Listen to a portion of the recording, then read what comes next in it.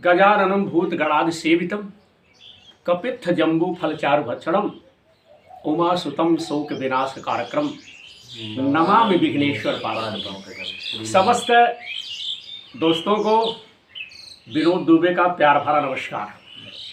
साथियों, जैसा कि आप लोग जानते हैं कि हम जो है मानवता के काम में एक दूसरे की सहायता एवं सहयोग में निरंतर कार्य कर रहे हैं। किस प्रकार से हमारे भाइयों का कल्याण हो, किस प्रकार से उनकी परेशानी समाप्त हो, इसी के लिए हम सदैव अग्रसर हैं और तमाम लोगों का स्नेह आशीर्वाद हमें प्राप्त हो रहा है। साथियों, आज के इस वीडियो में विशेष तौर पे हम लोगों के कल्याण के लिए कुछ चर्चाएं करेंगे। कुछ चीज़ें हमारे हाथ में नहीं होती और जो चीज़ें हमारे हाथ में नहीं होती उन चीज़ों को प्राप्त करने के लिए तप करना पड़ता है, संघर्ष करना पड़ता है, तपस्या करनी पड़ती, तब कहीं जा कर के विधाता के आशीर्वाद से वह चीज़ हमें प्राप्त होती है। साथियों, हमारे समाज में बहुत सी परेशानी है और परेशानी यह है कि अमुक व्यक्ति या अमुक व्यक्ति का परिवार जो है सही नहीं है। तमाम समस्याएं उसके सामने आए दिन आ जाती है। परिवार में सुख शांति नहीं रहती, परिवार में कोई बीमार रहता है, आए दिन दुर्घटनाएं होती रहती हैं, परिवार को विशेष क्षति हो जाती है। तो किस प्रकार से परिवार में सब लोग सकुशल रहें, किस प्रकार से अनहोनी कोई ना हो, या जो व्यक्ति मर गया है, जिसकी मृत्यु हो गई है, जो हमारे परिवार का सदस्य है, किस प्रकार से उसकी मुक्ति हो। क्योंकि जब हमारे परिवार का कोई सदस्य मर जाता है तो अगर उसकी विधिवत अंत्येष्टि या कहिए भैया क्रियाक्रम नहीं किया जाता तो परिवार के ऊपर पितृदोष आ जाता है और पितृदोष आ जाने के कारण परिवार में भयंकर होने लगता है, तमाम दिक्कतें होने लगती है, कोई बीमार रहता है, परिवार में खुशहाली रहती ही नहीं। तो साथियों, किस प्रकार से परिवार में खुशहाली हो, किस प्रकार से जो लोग मर गए हैं उनकी मुक्ति हो। क्योंकि जो लोग मर जाते हैं अगर उनका विधिवत कर्मकांड नहीं किया जाता तो उनकी आत्माएं भटकती रहती है ब्रह्मांड में। तो आज के इस वीडियो में इसी पर हम चर्चा करेंगे। मानवता लाइए, दानवता भगाइए, सेवा परमो धर्म।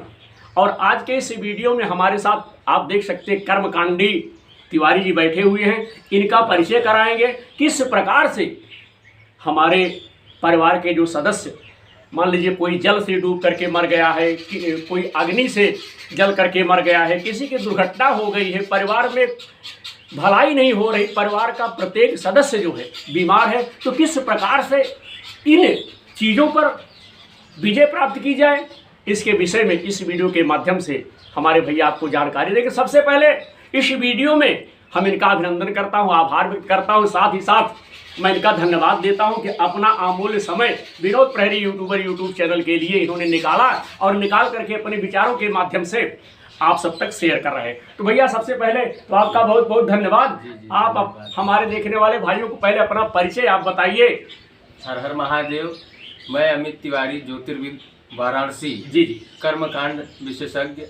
आज जिस विषय में चर्चा कर रहे हैं, हमारे प्रहारी यूट्यूबर श्रीमान विनोद दुबे जी, जिनके माध्यम से यह अमूल्य समय का, जिसमें हम पितृ दोष के विषय में चर्चा करें। जी बिल्कुल तिवारी। हाँ, पितृ देखिए, पितृ दोष मान लीजिए कैसे बनता है। जी।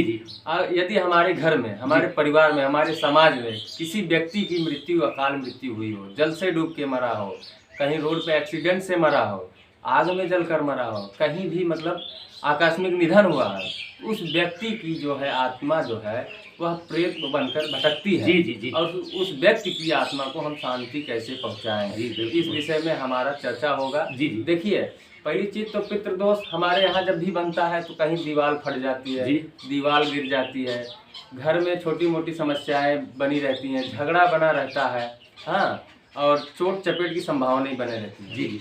और दूसरी चीज की बाएं पैर में भी दर्द, जी। ऐसा संभवतः देखा जाता है। जी। इससे निवृत्ति के लिए हम आप पहले पितृ गायत्री का पाठ करते हैं, या फिर उससे भी नहीं निवृत्ति होती है तो नारायण बलि वगैरह क्रिया करते जी। हैं, फिर श्राद्ध क्रिया करते हैं। जी। तो श्राद्ध से ही जगत की तृप्ति होती है, उस प्रेत आत्मा को भी तृप्ति मिलती है श्राद्ध से ही। जी। तो श्राद्ध में उस प्रेत के निमित्त हम लोग पिंडदान करते हैं, जी। जो प्रक्रिया आज भी हमारे समाज में चल रही जी, है। चल रही जी। जी, तो उसके प्रेत को जो है प्रेत की निवृत्ति के लिए, प्रेतत्व नष्ट करने के लिए हम आप यह क्रिया करते हैं। जैसे मान लीजिए त्रिपिंडी श्राद्ध है जी। फिर मान लीजिए नारायण बलि श्राद्ध है। जी। यह श्राद्ध जो है भगवान नारायण के प्रति किया जाने वाला श्राद्ध है, जो कि एक प्रेत भी वहीं बनाए जाते हैं, प्रेत कलश पे ही भी जी। उनका श्राद्ध किया जाता है जी। भगवान नारायण के साक्ष्य में, जी। उनको साक्षी मानकर। जी। तो हम आप नारायण बलि श्राद्ध करते हैं। जी। तो नारायण बलि से उस प्रेत का प्रेतत्व नष्ट हो जाता है और वह प्रेत योनि से नष्ट हो जाता है। जी। जी। जी। जी, जी। ठीक। उसके बाद प्रेत दोष से मुक्ति मिल जाती है। जी। हमारे घर में प्रायः यह होता है। और दूसरी चीज की, यदि कोई व्यक्ति या कोई प्रिय व्यक्ति को किसी की मृत्यु हो गई है, मान लीजिए उसका दाह संस्कार कर दिया गया हो, फिर उसके बाद उसका कोई अंत्य क्रिया ना किया गया हो, फिर भी उससे भी दोष बनता है, जो कि हमारे यहाँ आप जो है पितृपक्ष में, जी, जो महीना होता है 15 दिन का पितृपक्ष, जी, उसमें पार्वणी श्राद्ध वगैरह करते हैं। जी, ये पार्वणी श्राद्ध वगैरह करने से कोई मतलब नहीं जब तक उस मृत व्यक्ति की, जी जी बिल्कुल बिल्कुल आप सही कह रहे हैं, अंत्येष्टि क्रिया ना हो जाए। सही सही हाँ, सही। और हमारे और आपके यहाँ भी यह प्रचलन भी है कि कहीं हम आप जैसे कहीं दाह संस्कार कर देते हैं तो अस्थि विसर्जन गंगा जी विश्वनाथ जी के पास, जी, हाँ, या फिर प्रयागराज संगम में अस्थि विसर्जन की परंपरा रखते हैं। जी, तो उस विषय में ठीक है, आप जहाँ भी दाह संस्कार करें,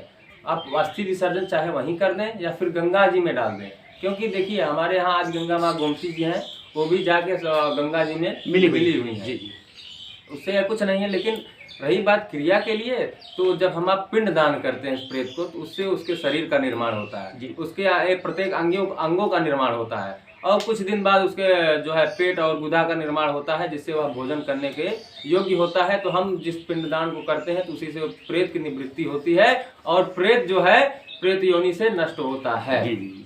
अच्छा तिवारी जी, आपने हमारे भाइयों को बड़ी सुंदर जानकारी दी। अच्छा, किस प्रकार से प्रेत योनि से मुक्ति हो, इसके विषय में आपने जानकारी बताई, बड़ी सी जानकारी दी। तो इन तमाम कार्यों को, जैसे इन लोगों के जो तमाम लोगों की समस्याएं हैं, तो किस किस विधि के माध्यम से, कौन कौन से अनुष्ठान के माध्यम से हमारे भाइयों का कल्याण होगा, उसके विषय में थोड़ी आप चर्चा करें। अब देखिए, जैसे हमारे आपके समाज में कुछ अनिष्ट कलाएं उत्पन्न होती हैं। जैसे मान लीजिए कि किसी के घर में सभी लोग सदैव बीमार रहते हैं, कहीं किसी का कमर दर्द बना रहता है, कभी किसी का सर दर्द बना रहता है। तो इस सब में परेशानियां तो हम ही को नहीं, हमारे पूरे परिवार में होती है। इस सब को परेशानियों से हम लोग जो है परेशानी हटाने के लिए हम अपने घर में प्रायः महामृत्युंजय अनुष्ठान करते हैं। जी जी जी। तो महामृत्युंजय अनुष्ठान जो कि 1.25 लाख लक्ष्य जप होता है, जिसमें हमारे ब्राह्मण विद्वान के द्वारा जप किया जाता है। और इस दुख को नष्ट करने के लिए उसके निमित्त हम लोग हवन करते हैं, जलाने के लिए उसको। जी जी जी। और हमारे आपके बीच में जो है अशांति जो होती है, शांति हो जाती है, और जो अशांति भंग की जाती है, वो महामृत्युंजय अनुष्ठान करते हैं, जिससे हमारे अंदर सकारात्मकता का वास होता है, हमारे घर में लक्ष्मी का वास होता है। जी जी। और सभी चीजों से, सभी परेशानियों से मुक्ति मिलती है। हमारे आपके समाज में भी जो है, और जो है कि जब आम की लकड़ियां जब जलती हैं तो उसमें गैस निकलती है, जिससे वहाँ संसार जो अपने समाज में, संसार में जो भी विषाक्त जो है कीटाणु उत्पन्न होते हैं, वह नष्ट हो जाते हैं। और हमारे हवन में आपके जब जो घी जलाया जाता है, उससे हमारा आपका वातावरण जो है शुद्ध हो जाता है। करीब 8 घंटों के लिए शुद्ध हो जाता है, जब तक हवन जलती है।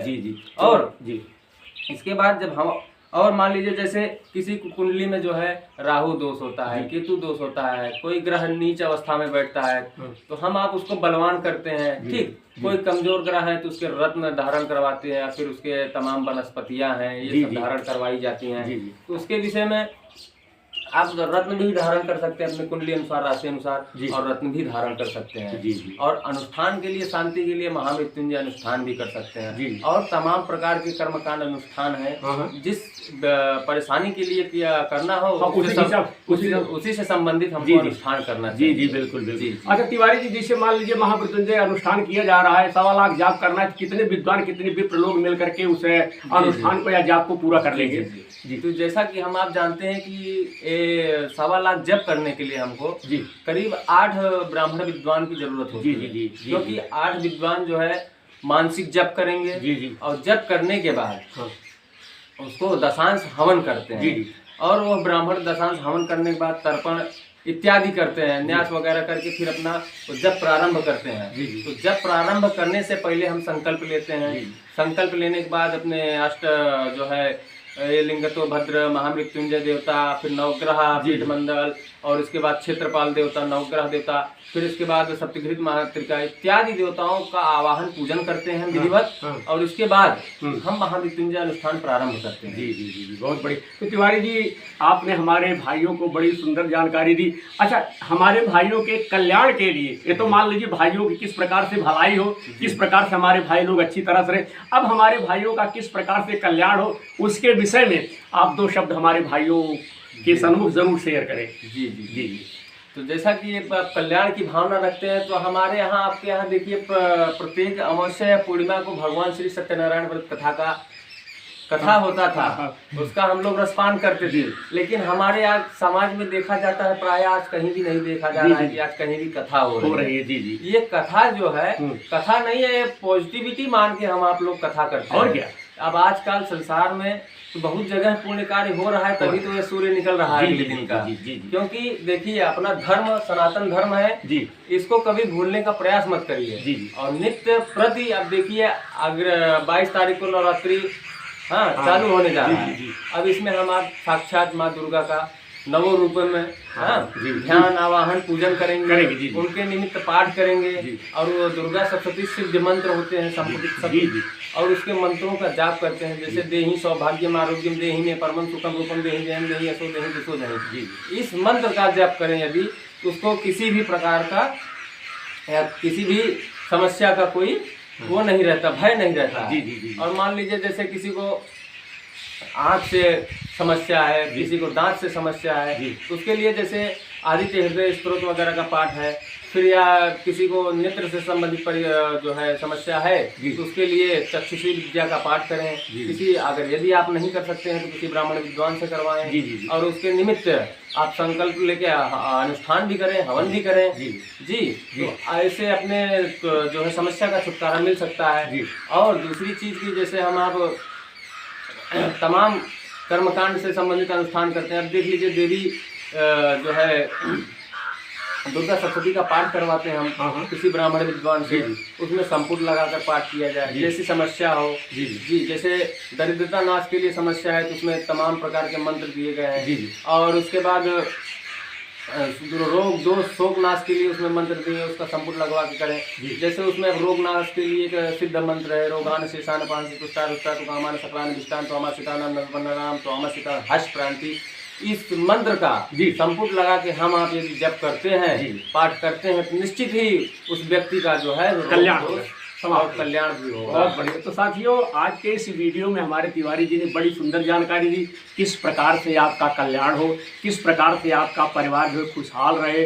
तो आप लोग इन तमाम विधियों को कीजिए, और अगर आवश्यकता हो, ज़रूरत हो, तो अपने अपने क्षेत्र में अनुष्ठान कराइए। जिसे तमाम चीज़ें इन्होंने बताया, उन अनुष्ठानों से आपका, आपके कल्याण का, आपके परिवार का हर हाल में कल्याण होगा। क्योंकि तप में बहुत बड़ी शक्ति है। हमने पहले ही बताया कि जो चीज़ आपको नहीं प्राप्त हो रही, आप तपस्या करेंगे, आराधना करेंगे, पूजा पाठ करेंगे तो वह प्राप्त हो जाएगी।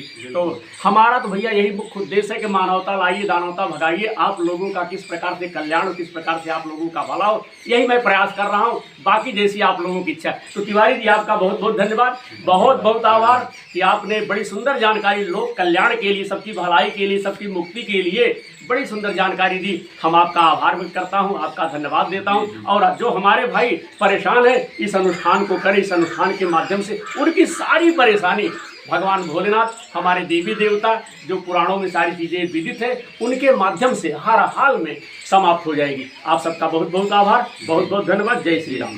प्रणाम।